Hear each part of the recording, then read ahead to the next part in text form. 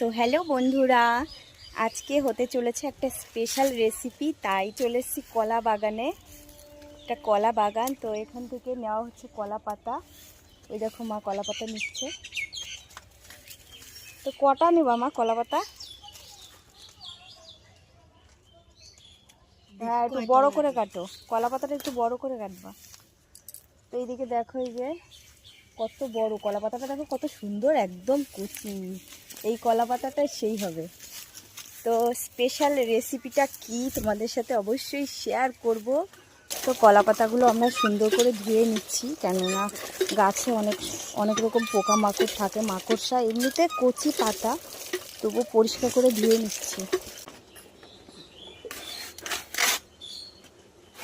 মাঝখানে ওটা আবার ইয়ে হয়ে গেল, তো ওটাও লাগবে। কলা পাতা কিন্তু একটা বড়ই এনেছে, আর অনেকগুলোই লাগে। দিলাম একটু তেল, মাছটা যেভাবে না লেগে যায়। এবার আমি এগুলি পাতার মধ্যে সব ঢেলে নিলাম। তো দেখেই এত সুন্দর লাগছে, এটা কি বলবো গাইস, সত্যি জানো তো খেতে দুর্দান্ত লাগে। তোমরা কিন্তু অবশ্যই ট্রাই করে দেখবে, কত সুন্দর লাগে। আর যারা খাওনি তারা যদি প্রথমবার খেয়ে থাকো, অবশ্যই আমাকে কিন্তু জানাবে যে সত্যি কত সুন্দর লাগে এটা খেতে। বাহ, দেখতে তো হেভি সুন্দর লাগছে। হ্যাঁ, ওইদিকে দেখো দাদা চলে এসছে। তো বন্ধুরা দেখে নাও কিভাবে কলা পাতাটা ভাজ করছে। এইভাবেই ভাজটা করতে হবে। মা, এতগুলো কলা পাতা সব কটাই লাগবে? হ্যাঁ, এটাতে একটু মোটা না হলে ওটা ভাজা যাবে না, কারণ পুড়ে যাবে।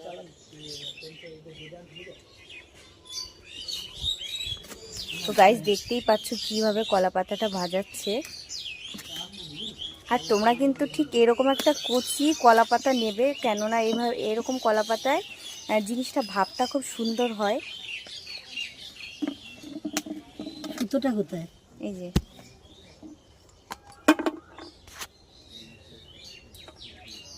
সব মিলেমিশে একটু বেশি আছে, তো নাহলে 300 গ্রাম মাছ,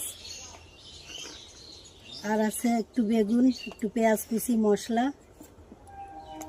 এগুলো মিলেমিশে একটু বেশি হয়ে গেছে, তো তাই একটু পাতাটা বেশি দিতে হবে।